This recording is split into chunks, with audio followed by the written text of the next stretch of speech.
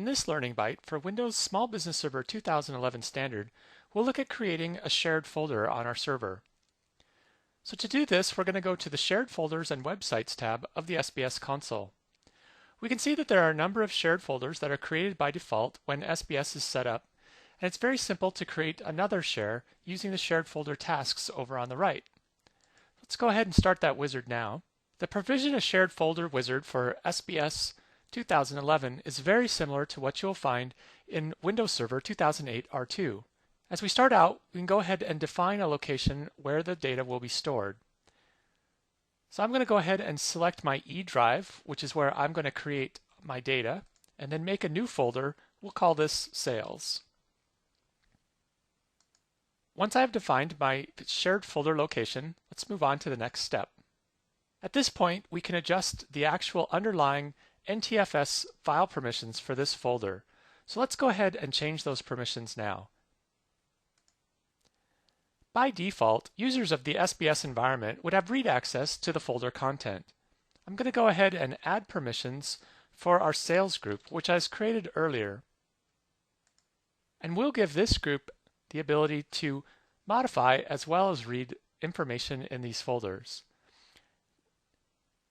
If desired, we could also remove the permissions from general users so they wouldn't have permissions to read the contents of this folder. We'll go ahead and leave it as it is for now and go ahead to the next step, which is to define the protocols that can be used to access this shared folder.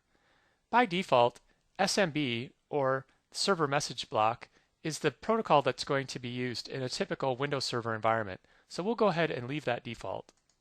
Next, we can adjust the SMB settings. Typically in a small business environment, no changes need to be made, so we'll go ahead and accept the defaults and just click Next.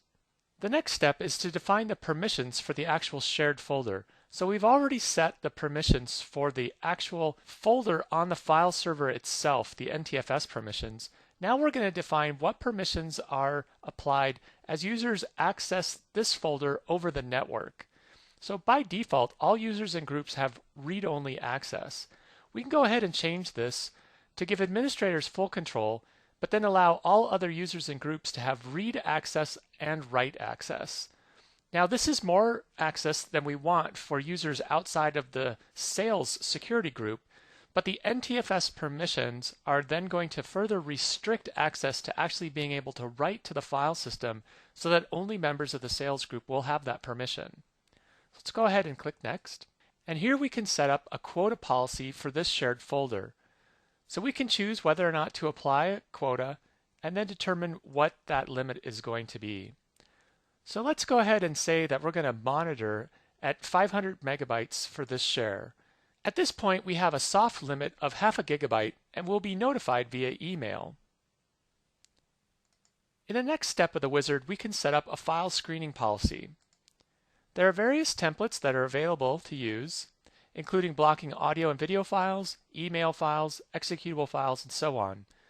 So in each individual environment, you can decide what's appropriate or if any file screen is appropriate. In the next step, we can define publishing rules for a DFS namespace. Again, in a small business environment, this isn't generally used, so we'll just go ahead and accept the defaults and move on to the next step, which is simply to review all the settings that we have made for this shared folder and make sure that everything is set the way we want it to. Then we can simply go ahead and create that shared folder, which is a very quick process. So that's all it takes to create a new shared folder in the SBS 2011 standard environment. Thanks for watching this Learning Byte video, and I hope you join us for future videos.